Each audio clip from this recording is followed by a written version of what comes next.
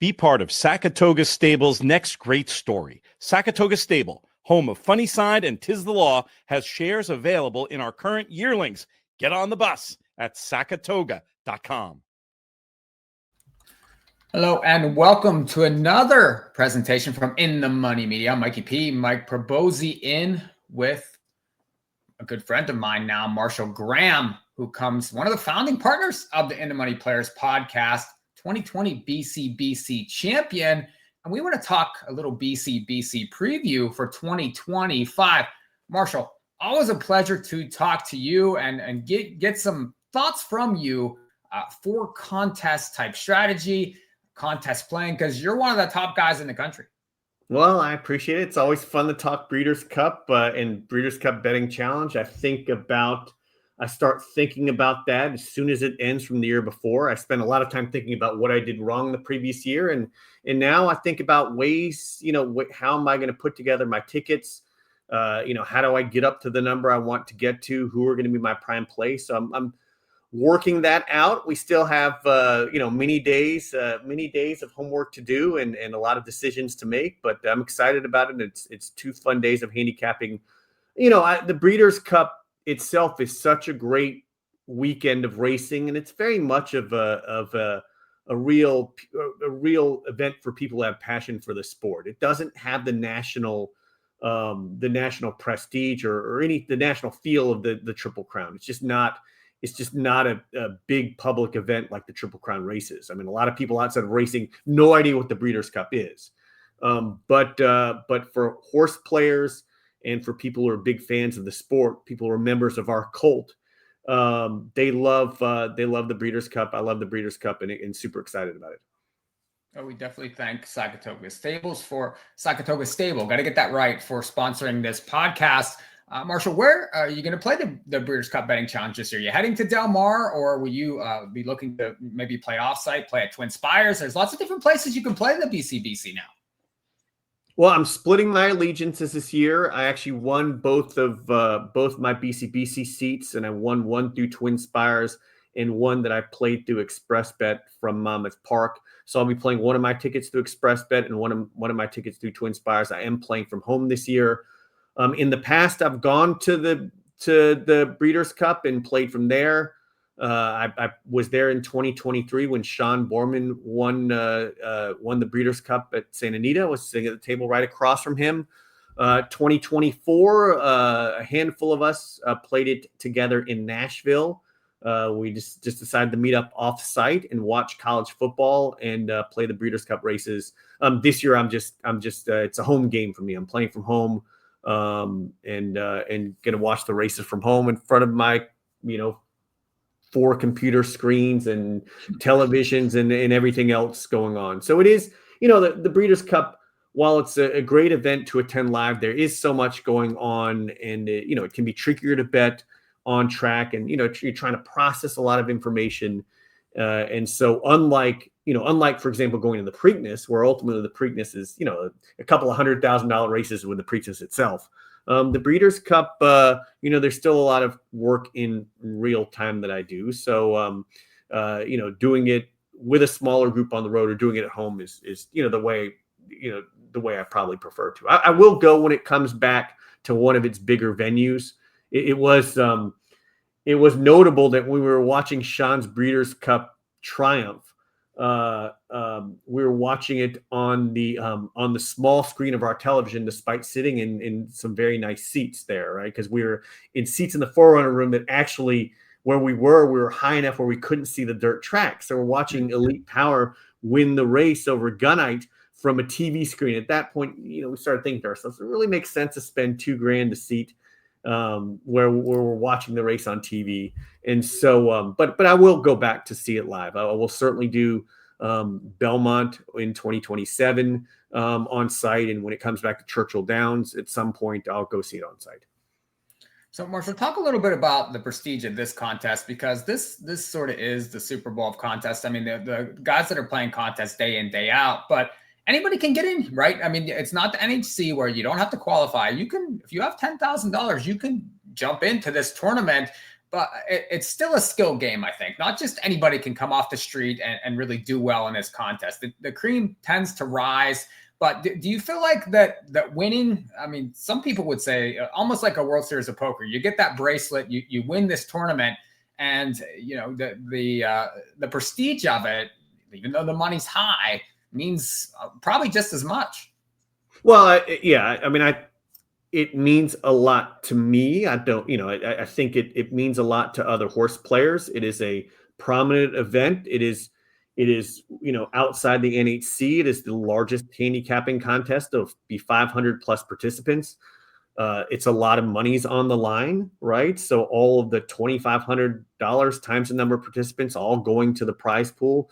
So there's a huge amount of money on the line. If you have a winning day, I mean, if you win this thing, you're going to be walking away with $500,000, $600,000, $700,000, depending on how big your bankroll is. So it's life-changing money, and it's just once a year. So in my mind, it's this and the NHC, and they both present very, very different challenges. They're both very different types of games to play, and so for me, this is like. This to me is number one, and NHC is sort of right with it. But no, I love this contest. I think it means a lot, and I'd love to have the feeling again of winning it. I mean, nothing was like 2020, and just to sort of recapture that again is what I strive for. I mean, it's all I've been thinking about for the past couple of weeks. So, Marshall, you mentioned 2020, and obviously, you had the big exacta to win the tournament. But I was listening to a Matt Miller podcast this morning, actually, about some of his BCBC strategies, and he seems very comfortable with being all in a lot of the times. Now, when you won, did you leave some money on the table there that you were taking some home? Is it your philosophy that you have to fire every bullet to try to win? I know Sean doesn't believe in that. When he won, he saved quite a bit of money that he didn't necessarily need to be all in to win the tournament. He doesn't feel you need to be all in to win the tournament. So I'm sure, obviously it depends, but is it, okay for you to walk away with say $20,000 at the end of the day, or would you rather, feel like, okay, I need to use every inch of ammo that I have to win the tournament? Well, that's a different $20,000 is not the right amount to walk away with, right? Because at $20,000, you're not picking up any prize money. And so if I had $20,000 going into the last race, or I had $20,000 left, I'd figure out a way to bet it. The question is, do you walk away with a larger amount? And so in 2020, when I won the Breeders' Cup betting challenge, I had $18,000 going into the distaff. I doubled up with Monomoy Girl, and at $36,000, I was kind of in no man's land, right? Mm-hmm. I could make a bet and maybe hit the board, or I could stand still and probably be just outside of the money. And I think at that point, I already had both of my NHC seats, so I wasn't striving for seats. And so it was a great place to be in terms of, if I risked it all and got nothing, I still was going to finish out of the money anyway. But by risking it all, I gave myself a chance to win. And so I was able to turn the $36,000 to $167,000 by hitting the exacta. I probably just could have gone all in on Authentic to win. But my sort of strategy, even going into the contest, was Authentic first or second. And so I ended up playing a 3-horse exacta box with him, Tom's D'Etat, and Improbable. Whereas if Tom's D'Etat and Improbable were 1-2 in either way, I would have hit the board, like finished between 5th and 7th. And then with Authentic finishing first or second, I was going to have a real chance of winning, right? So it really depended ultimately if Improbable had won Authentic and finished second, I still would have had a big score, but Jonathan would have had a bigger score. So the point was, in 2020, I was in no man's land. In 2018, when I finished 5th, I had $10,000. So again, in no man's land. At that point, I might as well throw all the money in, do a Hail Mary. I hit the Accelerate Genevera exacta, got up to 50 and finished 5th. And then, but in 2023, I had a bigger number going into the last race. I had like between 70 and 80 grand. And so that's what I call these tournament no man's land. That's real money. There's real prize money available at that number as well. So it's not like I'm just, it's not like it's just 70 or 80 grand in cash that I've built in bankroll. It's by going all in and missing, or by betting a horse and missing, I'm giving up another $40,000 in prize money as well. So that takes a little bit more decision making. So my initial strategy for the Breeders' Cup Betting Challenge in 2023 was all in on White Barrio. I'd gone all in earlier on in Spiral, and I had a good number. And then I liked Speedboat Beach in the sprint, but I had started to get colder feet on Speedboat Beach, in part because the Baffert horses weren't running and the West Coast horses weren't running particularly well either. And so the scores were really high, so I was going to have to risk everything. And maybe I made a mistake. Maybe I should have gone all in. Maybe the 3-1 that I was getting on Speedboat Beach plus the prize money that was out there should have made it worth it to shove. But I ended up backing way down. I played a couple of exactas, one that would have put me in good position, another that would have moved me up the ladder, but nothing. I played small exactas. I missed them both, and I ended up finishing 10th, right? But I won an additional $40,000 in prize money. So I don't, I've thought a lot about that BCBC in retrospect, whether I played it correctly, whether I played correctly at the end. I probably did not play the end game correctly, but I did preserve capital and did get some prize money. So it's not just the winning prize money that I missed out, but I did get some prize money. The question is, what is the value of winning the BCBC? And there's a non-pecuniary amount that's worth, and should that have pushed me to go all in on Speedboat Beach? And again, ultimately I was wrong, so it didn't, that in some ways that's neither here nor there, but I think a lot about that. So I don't like I guess the big question is, what are you supposed to do when you get to 75 or 100, and you have to figure out what are those last plays that you make. That's the trickiest part of these handicapping contests. To be at 30 grand and go all in, I don't think is too challenging. But to be at 100 into the filly and mare turf, that's a different question. Yeah, I was going to ask you that. That was my next follow-up question. Is this year the last race is the filly and mare turf, and you mentioned a lot of those plays and decisions you made in those previous contests. Well, were those decisions maybe tied to how strong your opinion was? In some sense, you mentioned Speedboat Beach, that you got a little cold there and that affected your mindset. Did you have that authentic plan walking in the door on Saturday, or did you make an adjustment? I mean, was that your strongest opinion of the day, that you were able to hammer sort of like the Drew Coatney, okay, I'm going to get to a place to bet it all on Flightline kind of move? Or was it more you were sort of playing, okay, I need to get to this number. This is what's bringing me there. I know that's, about a 6-part question, but obviously, I mean, the filly and mare turf being the last race this year is going to affect some people's strategies as far as, getting to the end. Yeah. So I always like to have races that I could circle, at least horses I can circle. So in 2018, for example, I really wanted to play Gunnevera underneath in second. So, and then in 2020, I liked 3 horses. I liked Vequist on Friday, and I liked Monomoy Girl, and I liked Authentic to finish first or second. And so, I ended up backing off on Vequest and playing mostly Vequest in cash, and instead, went Monomoy Girl to Authentic, finishing first or second. And so, yeah, I always want to have some kind of game plan to get myself in position to make that last bet. It doesn't always necessarily have to be in the last race, but I want to be in a position to where, at least in the last race, I can look at the board and decide what to do. So whether I explicitly have an opinion in the filly and mare turf that I want to go to war with, or whether I want to play the board based upon where I am, I will want to have horses that I've circled. I think it's important to think about this in terms of a number, right? That probably the number to start with is 150,000. Now, in many cases, it takes more money. The year Sham won it took substantially more. But 150 is a good number to circle. And so what is $150,000? You start off with a $7,500 bankroll, right? And so that's 19-1.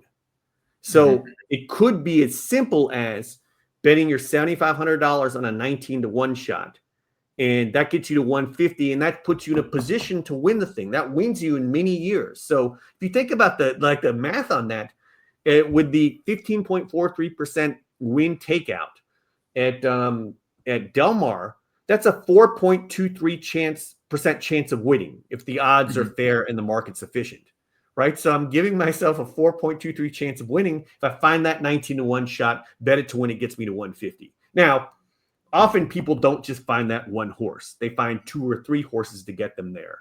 And so it's a matter of figuring out how to get to that number in as few races as possible.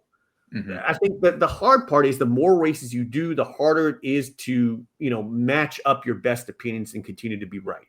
I think the wrong way to approach this is to bet every race, because you're going to have certain races where you have strong opinions, certain races where you have poor opinions, and those poor opinions, I would either not bet the race or figure out how to bet it, but not risk your bankroll.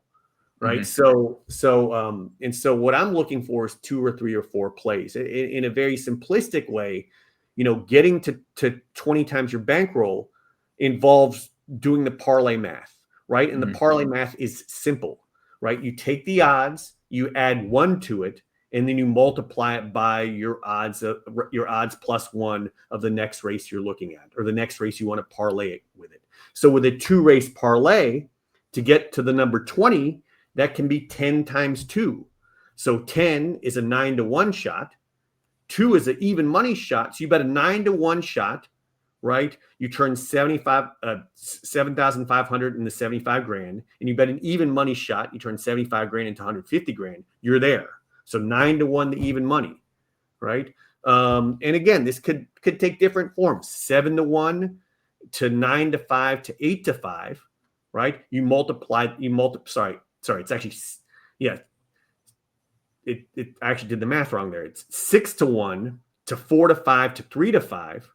You multiply that out. That doesn't sound that hard. 6-1, right, gets you from 7,500 to 52.5, right?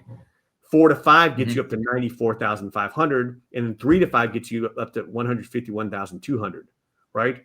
So 6-1 to 4-5 to 3-5, that's 7 times 1.8 times 1.6, right? That's about 20, right? So that's the way you can do it. So depending on how many bets you want to make, it can be as simple as that. The fourth root of 20 is 1.115. So that's 4 even money shots, or 4, just a little bit over even money shots, 4 horses that pay 420. You parlay those, that gets you up to your number. So in a way, that sounds very simple. Right? 9-1 to even money, or even money to 9-1, or a couple of short priced horses, you string them together, that gets you to your outcome.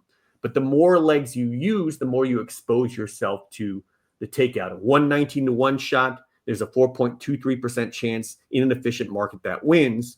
You take 4 6-5 shots, only a 2.5% chance you connect on all 4 of those. And that's what you need to be going all in on each race. I think that's a good way to at least think about how to achieve that goal. Now, do I do that? No, I will generally go all in on a race that I really like.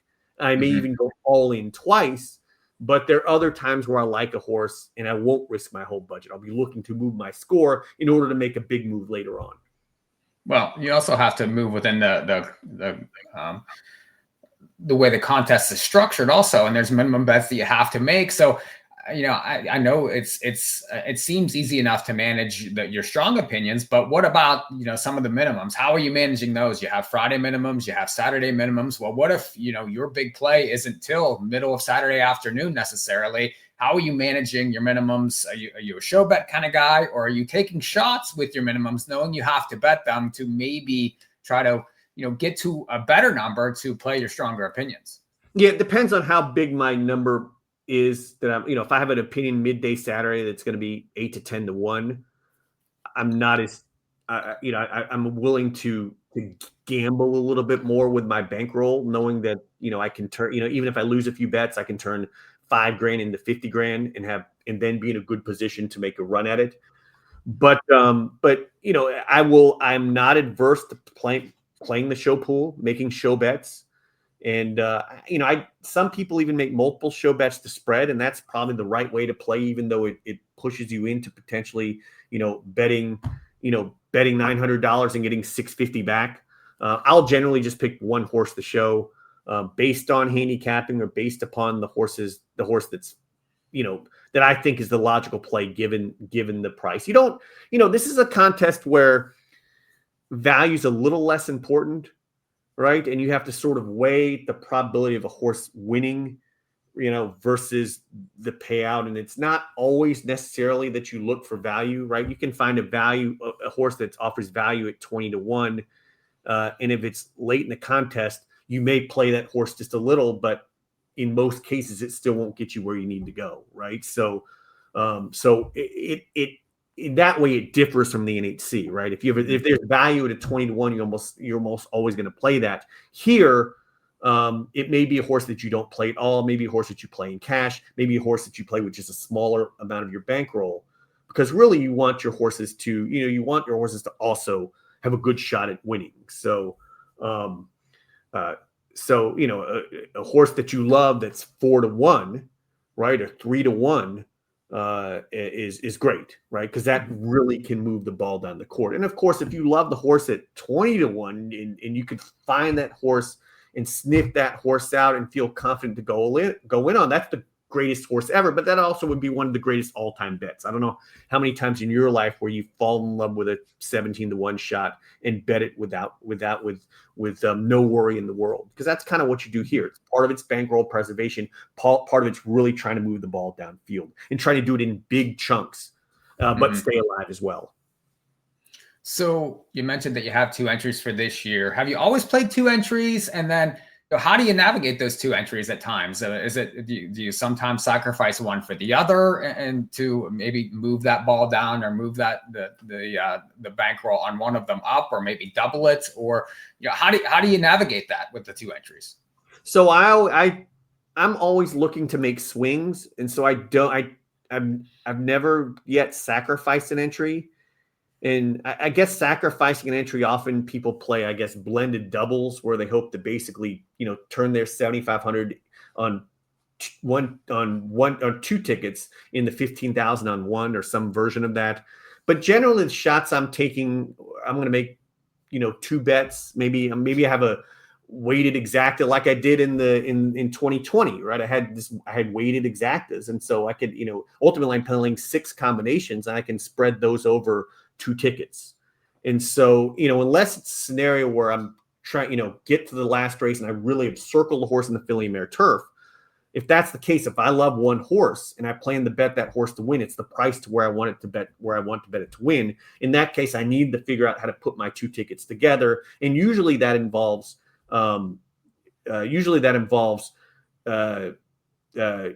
me missing on one ticket and then being alive on the other. So, if I think about the 4, 5, or 6 shots I'm going to take, right?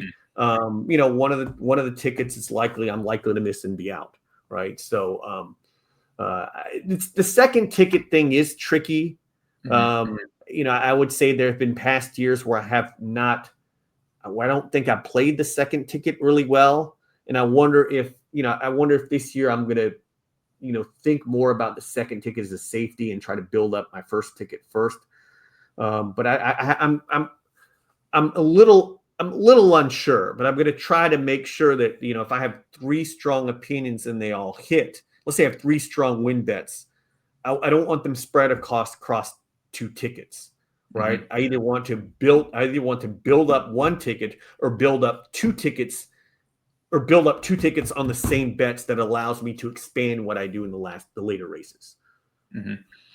Now, when you played this contest, have you always played everything by yourself, or did you ever play with a partner, or especially whenever they were first starting, or is it just like you're a one-man gang here? So because this year I'm playing with a partner, Jackson Muniz, and I'm not sure if you're familiar with Jackson, but him and I have a ticket together and we're headed to the beach. So we're playing with a partner, play very well together, but that can be tricky as well.